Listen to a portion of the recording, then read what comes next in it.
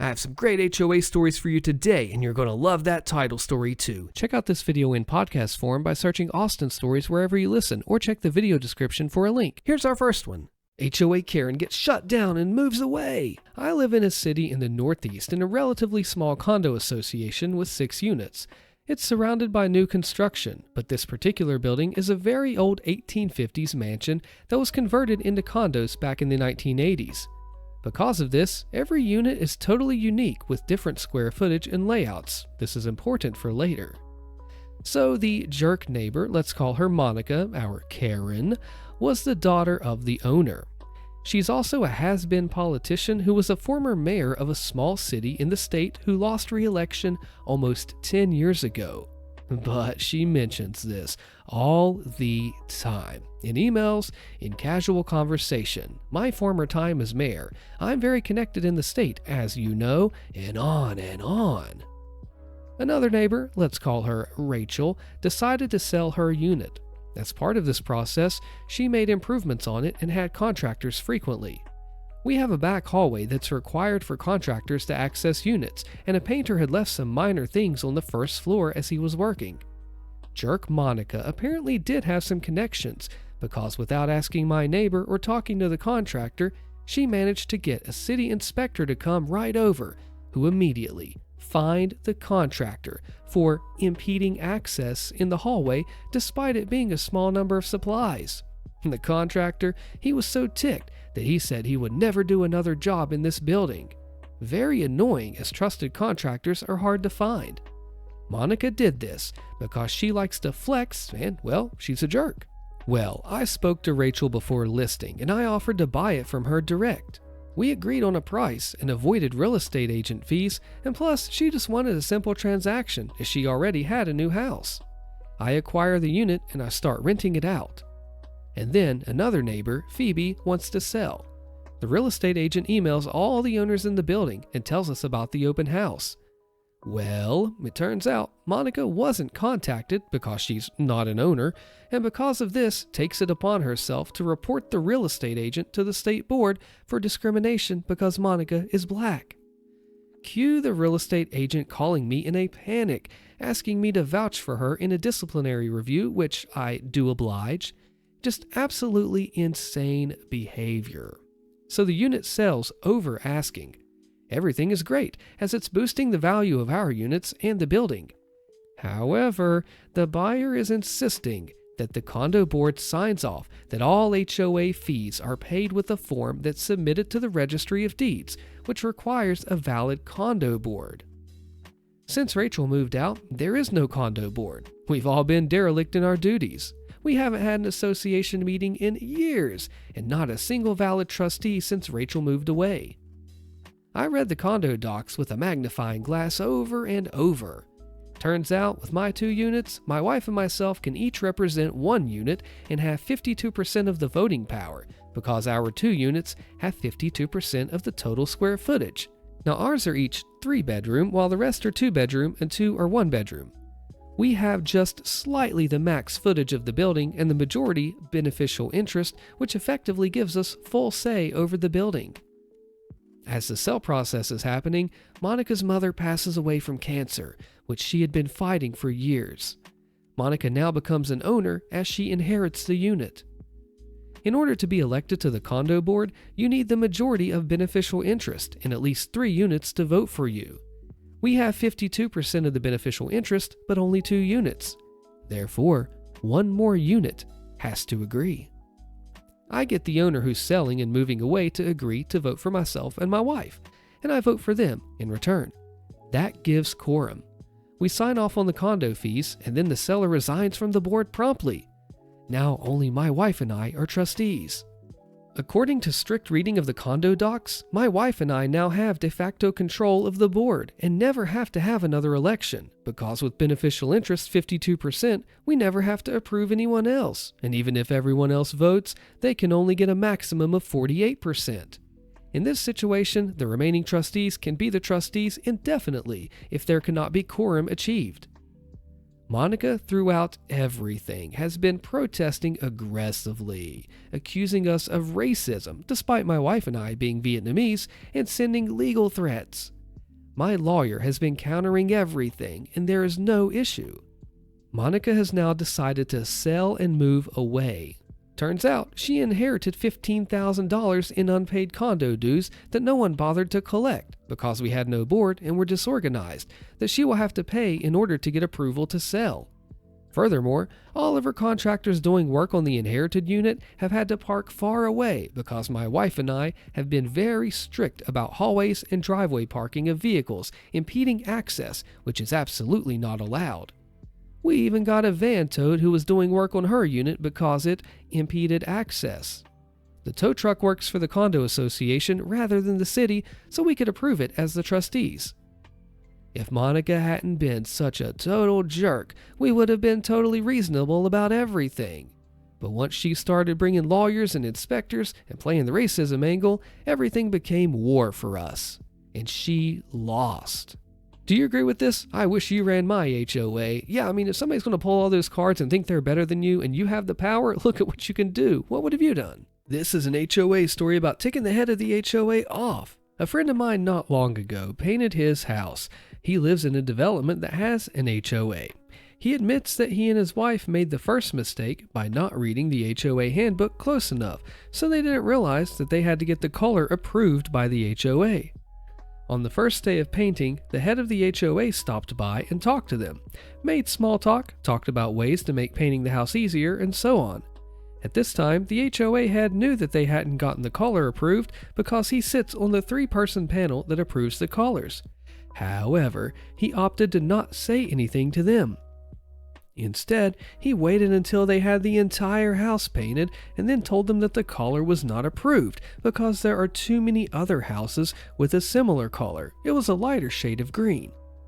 So, faced with having to spend the time and money to repaint the entire house, he and his wife decided to get a little revenge. They submitted the form and the color swatch for the new color and were approved. Knowing the panel had to take time out of their lives to meet every time that they submit a color, they decided to submit another color swatch and form, saying that they had changed their minds. This color was one that they knew would never be approved. As assumed, it was denied. They had to submit again, and again they submitted a color they knew would never be approved. Again, they were denied. They repeated this 4 or 5 times before the HOA head contacted them and told them that the first swatch they submitted was still approved and to not submit another swatch for approval, that they were tired of playing games. He replied telling him that it turns out that the color is no longer available and that they needed to submit one last swatch, which, of course, was a color they knew wouldn't be approved. This time, the HOA told them that if they submitted another unapprovable swatch, they would be fined and billed for the panel's time. He submitted another swatch that was a color that he knew would never be approved, and with it, a photocopy of the page from the handbook covering the process of getting a color approved. He pointed out that there was nothing in there that mentioned any limit to a number of swatches that a person could submit. This entire process took a few months. After 8 or 9 swatches that were denied, the head of the HOA was fuming mad and showed up at their door, telling them that he wasn't leaving until they had decided on a color for the house. My friend pointed out that the handbook says the only way for a color to be approved was with a vote from the full panel. The HOA head called the 2 other people, and they came over, and once they were all sat down, he and his wife shuffled through about 10 different swatches of crazy colors before finally showing them one that was a light green color. Frustrated, they approved it and left. A few weeks later, the head of the HOA contacted him to see when they were going to paint, and he told them they already had. The swatch that they approved was the color that the house was already painted. A week later, he got an angry letter from the HOA and a bill for their time. He refused to pay and will fight it. A couple of weeks after that, everyone got a revised handbook in the mail with very detailed rules on how to get a color approved. My friend then called the head of the HOA and told him all of this could have just been avoided if he had just said something that day when he came over and talked to them as they started painting. But he decided to be a jerk, so they decided to be jerks back to him. Now, I'm no expert on the lien and fine situation and how that all plays out. I was just going off of something I was told. Apparently, if he doesn't pay the fine, they can file a lien against him and they could foreclose on his house. When I told him this, he explained that the handbook actually had a detailed procedure on how fines are to be handed out and collected.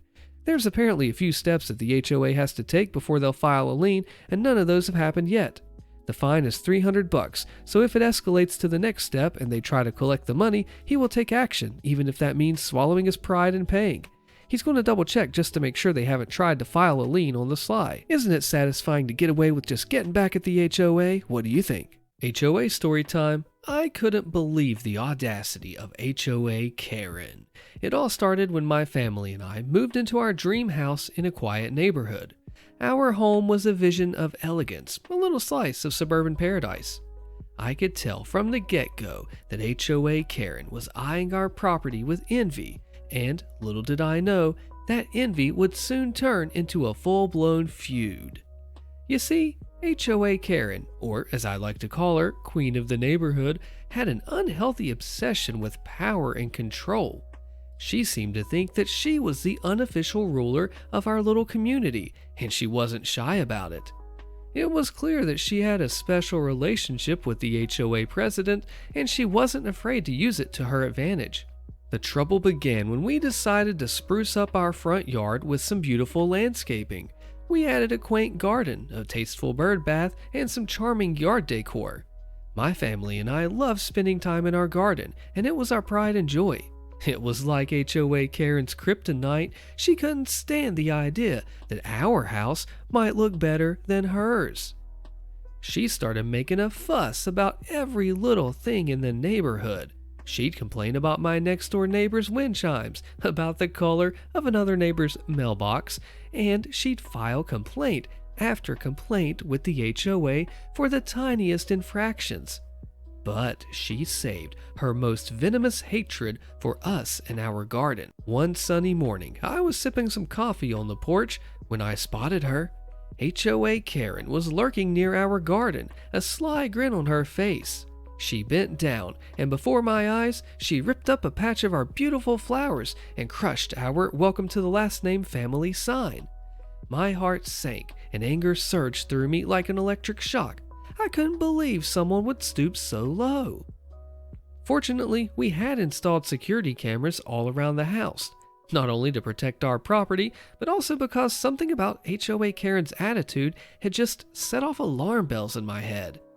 It was a good thing we did, because those cameras were about to become our saving grace. So when I reviewed the footage later that day, it was clear. There she was, HOA Karen just vandalizing our garden.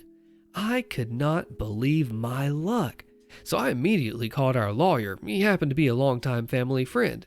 So he saw the footage, and he just could not hide his excitement. We were going to take HOA Karen to court. Of course, HOA Karen's first move was to blame our sweet neighbor Sarah, name changed, for the damage. She claimed that Sarah had some vendetta against us and destroyed our garden. Sarah, bless her heart, was the nicest person you could ever meet, and we were good friends. I know Sarah wouldn't hurt a fly, let alone our garden. The lawsuit was on, and it was about to be heated. Our lawyer was a force to be reckoned with, and he'd put together an airtight case. He showed the footage, interviewed witnesses, and dug up a pile of other complaints against HOA Karen. It was clear that she was on a power trip, and her jealousy was driving her to ruin our lives. As the court date approached, I could feel the tension in the neighborhood. Word had gotten around, and it seemed like everyone had a story about HOA Karen's reign of terror.